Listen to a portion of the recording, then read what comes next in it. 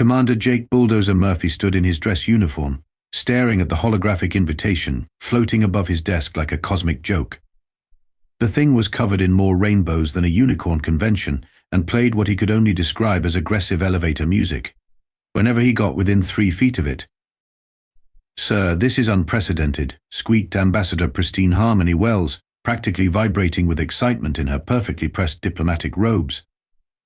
"The Galactic Council hasn't invited Earth to a peace summit in over 200 years. This could be our chance to finally join the civilized galaxy." Murphy scratched his graying temples and squinted at the invitation's swirling text. "Let me get this straight, Ambassador. They want me, specifically me, to attend something called the Annual Gathering of Harmonious Beings for the Advancement of Galactic Tranquility and Understanding." "Yes. Isn't it wonderful? They specifically requested Earth's most decorated military commander. And you don't find that the least bit suspicious? It's like inviting a bull to a China shop convention and asking him to bring his horns." Harmony-Wells clasped her hands together, her eyes gleaming with the kind of optimism usually reserved for people who believe in lottery tickets and honest politicians. "Commander, this is our opportunity to show the galaxy that humanity has evolved beyond our aggressive tendencies." Murphy snorted. "Aggressive tendencies?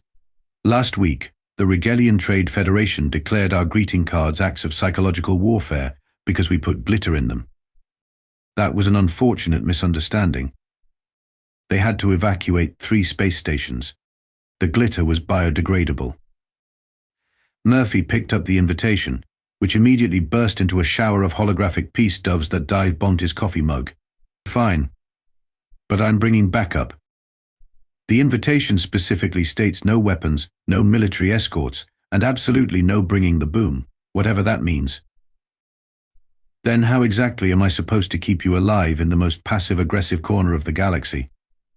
Harmony-Wells straightened her shoulders with the confidence of someone who had never been in actual danger.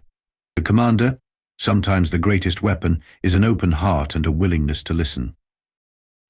Murphy stared at her for a long moment, then looked back at the invitation, which was now projecting tiny holographic aliens holding hands and singing in frequencies that made his teeth ache. "Right. Well, when you get turned into alien soup, I'll be sure to listen very carefully to your screaming." But orders were orders, and 3 days later, Murphy found himself aboard humanity's least threatening diplomatic vessel, wondering how exactly he'd ended up as Earth's representative to what was essentially a galaxy-wide group therapy session. The diplomatic transport ship Peaceful Intentions was about as intimidating as a floating spa. Lieutenant Crash Anderson, their pilot, had earned his nickname through his unique approach to landing that involved more prayer than physics. The ship's AI, BERT Basic Emergency Response Technician, spoke in the sort of aggressively cheerful voice usually reserved for children's educational programs. "Good morning, Commander Murphy," BERT chirped as Murphy entered the bridge. "Today's forecast calls for smooth sailing through the cosmos with a 97% chance of not exploding." "Those are terrible odds, BERT." "I'm an optimist, sir. Would you like me to play some relaxing space music?" "I'd like you to get us there alive."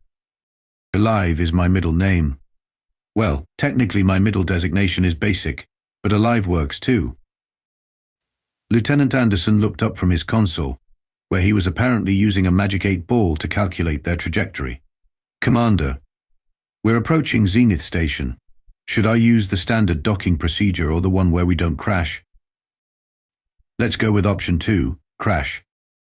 Zenith Station floated in space like a giant crystal flower, all flowing curves and soft lighting that probably cost more than Earth's entire defense budget.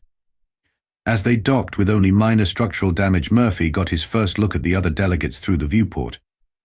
Ambassador Fluffy McTentacles of the Squid People delegation slithered past, leaving a trail of what Murphy desperately hoped was decorative slime. The ambassador spotted Murphy through the window and immediately burst into what sounded like sobbing but was probably their species equivalent of a greeting. "Oh no," BERT announced helpfully. "Fluffy is experiencing emotional overwhelm at your arrival. This is either very good or catastrophically bad. General buzzkill of the insectoids marched by next.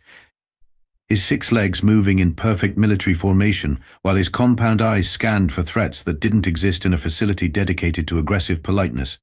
Behind him scuttled Chancellor Borington of the Grey People, whose idea of excitement was apparently reading regulatory documents in his sleep. "Sir," Harmony-Wells appeared at Murphy's shoulder.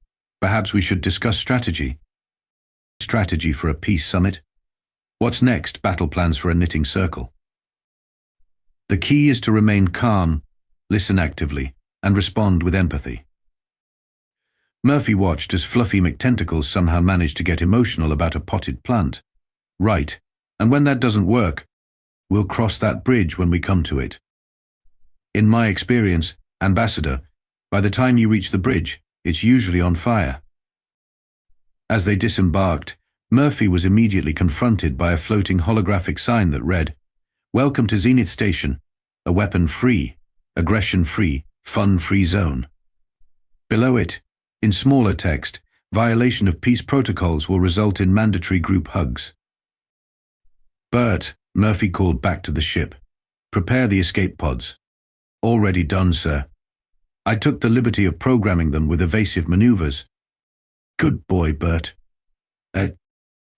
A melodious chime echoed through the station, followed by an announcement in what sounded like 17 different languages, most of which seemed to involve clicking, humming, and what Murphy could only describe as aggressive flute music. "What did that say?" Murphy asked. Harmony-Wells consulted her universal translator. "Welcome delegates to the annual gathering of harmonious beings. Please proceed to your assigned quarters for mandatory meditation and self-reflection time." Murphy looked around at the station's walls, which were apparently made of some sort of mood crystal that shifted colors based on the emotional state of nearby beings. Right now, they were flashing between panic yellow and resignation brown. This is going to be a long week. The opening ceremony took place in what the program called the Chamber of Universal Understanding, which looked like someone had crossed a courtroom with a therapy session and then decorated it with crystals from a New Age gift shop. Murphy sat in a chair that was apparently designed to promote emotional openness, but mostly made his back hurt. "Welcome, beings of peace," announced the session moderator, a floating energy blob named Harmony Incarnate. "Today we begin our journey toward greater galactic understanding through the ancient art of sharing our feelings." Murphy leaned over to Harmony-Wells. "Is that thing going to talk like a self-help book the entire time?" "Sheesh, we need to make a good impression. I give it 10 minutes before someone starts crying." It took 7. Ambassador Fluffy McTentacles was first up, delivering what was apparently a deeply moving speech about the trauma of interspecies misunderstanding, though to Murphy it sounded like a broken garbage disposal. The universal translator kept cutting out with messages like "emotional overload detected" and "please stand by for excessive sincerity." Then came the trust exercises.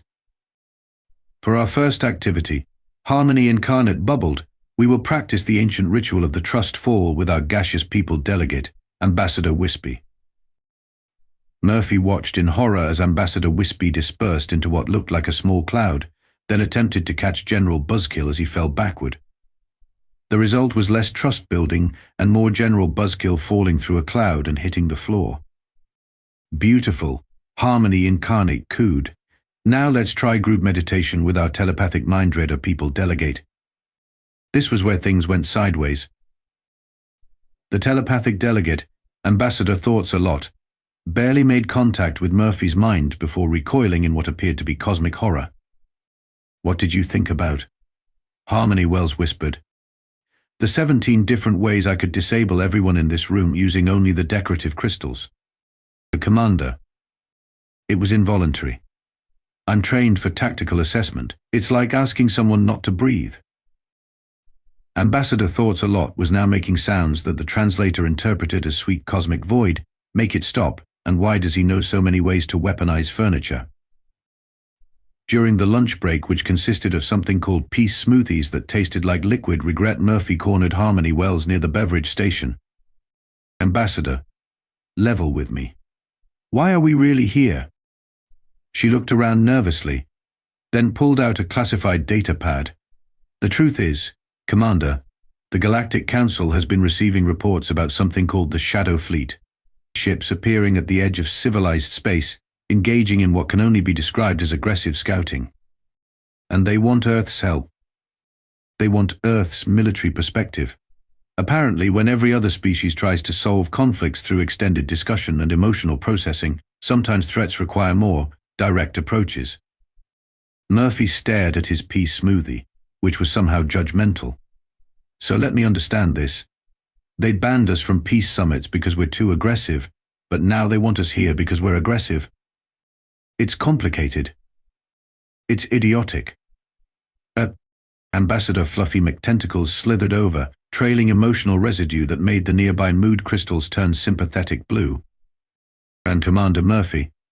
The translator interpreted, Fluffy wants to know if you'd like to participate in the afternoon's conflict resolution through interpretive dance workshop. Murphy looked at Fluffy, then at Harmony-Wells, then at his reflection in his peace smoothie. This is going to get worse, isn't it? Much worse. BERT's voice crackled through Murphy's hidden comm unit. I've been monitoring galactic communications. The Shadow Fleet just attacked a neutral trade station. And Commander? They're heading this way. The news of the Shadow Fleet attack hit the Peace Summit like a tactical nuke in a meditation garden. Within minutes, the Chamber of Universal Understanding had transformed from a therapy session into the galaxy's most polite panic room. Delegates, Harmony Incarnate announced, its usual serenity cracking like cheap paint. We have received reports of aggressive action in Sector 7. This calls for immediate formation of the Emergency Committee for the discussion of potential response protocols. General Buzzkill's compound eyes began spinning in what Murphy had learned was the insectoid equivalent of extreme frustration. With respect, Harmony Incarnate, by the time we form a committee to discuss forming a committee, the Shadow Fleet will have conquered half the galaxy. Patience, General. These matters require careful deliberation. Ambassador Fluffy McTentacles erupted in what the translator politely labeled as constructive emotional release regarding bureaucratic inefficiency. Murphy stood up, his chair making an unfortunate squeaking sound that somehow seemed aggressive in the context of universal peace. Every eye, compound eye, and energy sensor in the room focused on him. Right. Here's what's going to happen, Murphy announced, his voice cutting through the diplomatic chatter like a plasma torch through tissue paper. In approximately 6 hours, this Shadow Fleet is going to arrive here and turn this peace station into cosmic debris. While you're all sitting around discussing your feelings about that, I'm going to solve this problem. Chancellor Borington adjusted his reading spectacles. Commander Murphy, perhaps you're unfamiliar with our standard protocols for crisis management. First, we must assess the emotional impact. Chancellor, with all due respect, the emotional impact of being vaporized is pretty straightforward. Murphy pulled out his comm unit and activated the holographic display, showing the tactical situation with the kind of military precision that made the mood crystals turn nervous purple. Here's the situation. The Shadow Fleet has superior numbers and technology. Your individual fleets are scattered across 12 star systems, all following different command structures and operating under 17 different peace treaties that prohibit them from actually fighting anything. Ambassador Thoughts a Lot tentatively touched Murphy's mind again, then immediately shared the experience with the room. Suddenly, every delegate could see the tactical assessment with crystal clarity, the Shadow Fleet's attack patterns, the vulnerabilities in the station's defenses, and the complete inadequacy of the current response. "Oh my," whispered Ambassador Wispy, his gaseous form flickering with anxiety.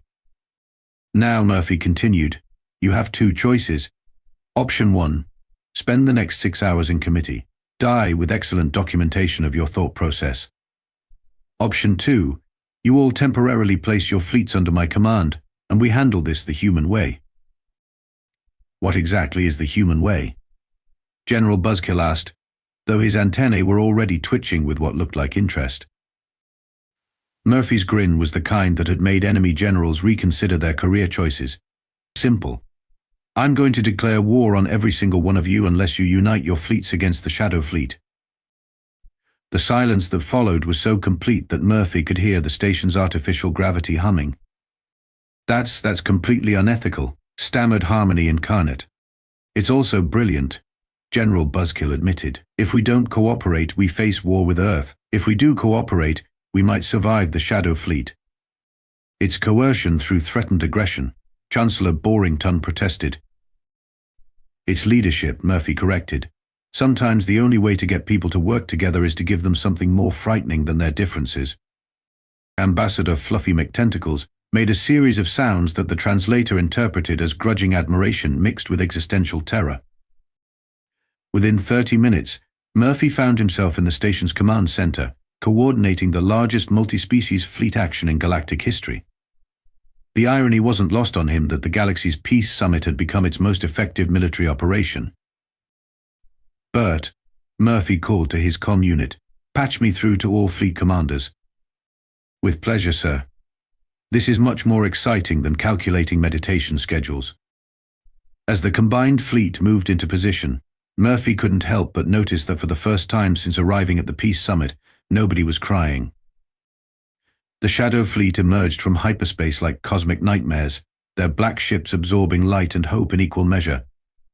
Murphy watched from the command center as his improvised alliance of former diplomatic delegates transformed into something resembling an actual military force. "All fleets. This is command," Murphy broadcast. "Remember, we're not trying to win a fair fight. We're trying to survive an unfair one. Squid people, your ships are fastest hit and run tactics on the flanks. Insectoids, you've got the best armor straight up the middle. Grey people, I know your ships are basically flying libraries. But those sensor arrays make you perfect for electronic warfare." General Buzzkill's voice crackled through the comm. "Commander Murphy, my tactical analysis indicates a 93% probability of catastrophic failure." "General, I've built my entire career on catastrophic failure. It's where humans do our best work." The first wave of Shadow Fleet ships opened fire, their weapons tearing through space with energy that made reality hiccup.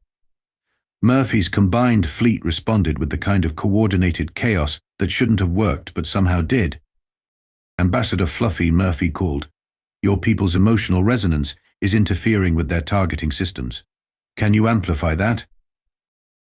The response was untranslatable but presumably positive, because suddenly half the Shadow Fleet began firing at random coordinates while making sounds like cosmic sobbing. "Chancellor Borington, I need you to do something that's probably against regulations." "The Commander, everything about this situation is against regulations." "Perfect. Broadcast every bureaucratic form you've ever filed directly at their fleet. Overwhelm their data processing." "That's actually genius. And completely unethical." "I'll take it." The battle raged for 2 hours, with Murphy's fleet somehow managing to hold their own through a combination of desperate creativity and what could only be described as weaponized bureaucracy. But as the smoke cleared and the last Shadow Fleet ship was disabled rather than destroyed, something strange happened. The enemy ships began broadcasting a signal that made Murphy's blood run cold. "Simulation complete. Analysis in progress. Stand by." "BERT," Murphy called, "please tell me you're getting this." "Sir, I'm afraid the news is somewhat awkward. According to the data I'm intercepting, the Shadow Fleet appears to be a testing mechanism operated by, oh dear." "What, BERT?" "BERT, the Galactic Department of Conflict Resolution, sir. They've been testing species' response to existential threats for the past 1,000 years." The main view screen flickered to life, revealing a being that looked like a cosmic middle manager wearing robes made of filing cabinets. "Greetings," the being announced in a voice like paperwork come to life. "I am Bureaucrat Prime of the Department of Conflict Resolution. You have just participated in Standardized Threat Assessment Protocol 17. Your performance was unusual." Murphy felt a headache building behind his eyes. "Let me guess. This was all a test." "Correct. However, your tactical approach has caused what we must classify as a complete system failure. In over 1,000 test scenarios, no species has ever responded to the Shadow Fleet threat by threatening to declare war on their own allies. Did it work?" Disturbingly well. Your casualty rate was 17% of the predicted minimum. and you achieve tactical objectives in 37% of the estimated time. This has invalidated our entire database of conflict resolution models. Harmony incarnate materialized next to Murphy, its energy form flickering with what might have been embarrassment. Commander Murphy, it appears your methods, while unorthodox, were remarkably effective. More than effective, Bureaucrat Prime continued. They were so creative they've crashed our analysis algorithms. We literally cannot compute how what you did should have worked. General Buzzkill clicked his mandibles in what Murphy had learned was the insectoid equivalent of laughter. So we won by being incomprehensible? Essentially, yes. Ambassador Fluffy McTentacles made a sound that didn't need translation. It was clearly the universal noise of someone having their worldview completely restructured. Murphy looked around at the assembled delegates, all of whom were staring at him with expressions ranging from admiration to terror. So, he said finally, does this mean we pass the test? Commander Murphy, Bureaucrat Prime replied, you didn't pass the test. You broke it. Completely. 3 weeks later, Murphy found himself back on Zenith Station, but this time in what had formerly been the Department of Conflict Resolution's headquarters. The irony wasn't lost on anyone that the galaxy's premier peace facility had become its primary military command center. Commander Murphy, Bureaucrat Prime announced, his filing cabinet robes rustling with what Murphy had learned to recognize as bureaucratic excitement. The Galactic Council has voted unanimously to appoint you as the first director of creative problem-solving. Murphy looked up from the reports scattered across his new desk reports that made for much more interesting reading than Peace Summit itineraries. Let me make sure I understand this. You're giving me a job because I'm too unpredictable for traditional diplomacy. Precisely. After reviewing historical records, we've discovered something disturbing. Every time Earth's military has been consulted on impossible conflicts, those conflicts have been resolved within an average of 6 standard time units. And that's bad? Ambassador Harmony-Wells, who had somehow managed to get herself promoted to Deputy Director of Unconventional Solutions, cleared her throat.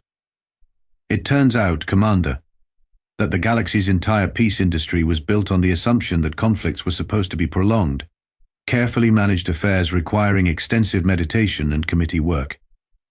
Humans keep solving things too quickly, added Chancellor Borington, who was now serving as Director of Regulatory Compliance for Emergency Situations. It's economically disruptive. Murphy leaned back in his chair, which was mercifully designed for comfort rather than promoting emotional openness. So Earth's military was banned from peace summits not because we're too violent, but because we're too efficient. The Rigelian Centauri trade dispute was supposed to last 47 years. Bureaucrat Prime explained. Your predecessor solved it in 3 days by threatening to declare war on both sides unless they shared a pizza. The great philosophical debate of Sigma Draconis was projected to require 17 generations of careful deliberation, added General Buzzkill, who had been appointed as military liaison for impossible situations. A human diplomat ended it by asking everyone to write their arguments on paper, then throwing the papers away and suggesting they all go get coffee instead. And it worked. Frighteningly well. Ambassador Fluffy McTentacles slithered into the room, leaving a trail of what Murphy now knew was actually celebratory slime. The translator rendered his greeting as emotional appreciation for the restoration of galactic sanity through aggressive common sense. The truth is, Commander, Harmony incarnate materialized beside Murphy's desk. The galaxy has been running on bureaucratic inefficiency for so long that basic problem-solving has become a lost art. Humans seem to be naturally gifted at cutting through complexity and finding solutions that actually work. Murphy stood up and walked to the window, looking out at the fleet of ships from dozens of different species, all working together with the kind of efficiency that had previously been considered theoretically impossible. So what you're telling me is that the entire galaxy has been overthinking everything for centuries, and humans are good at underthinking just enough to actually get things done. That's a remarkably accurate summary, Bureaucrat Prime confirmed. And now you want us to be the galaxy's official problem solvers. The position comes with full diplomatic immunity, unlimited resources, and the authority to threaten anyone with anything if it leads to peaceful solutions. Murphy grinned the kind of grin that had once made enemy fleets surrender just to avoid finding out what he was planning. BERT set course for Earth. I need to recruit a staff. With pleasure, sir. Should I prepare the usual paperwork? No paperwork, BERT. We're going to solve problems the human way. Which is? Make it up as we go along, and hope it works out. As the peaceful intentions departed Zenith Station, Murphy couldn't help but chuckle at the final irony. Humanity had become the galaxy's peacekeepers, not despite their chaotic nature, but because of it. Sometimes the best way to solve impossible problems was to be too stubborn to accept that they were impossible in the first place. Behind them, Zenith Station's mood crystals glowed a satisfied blue for the first time in recorded history.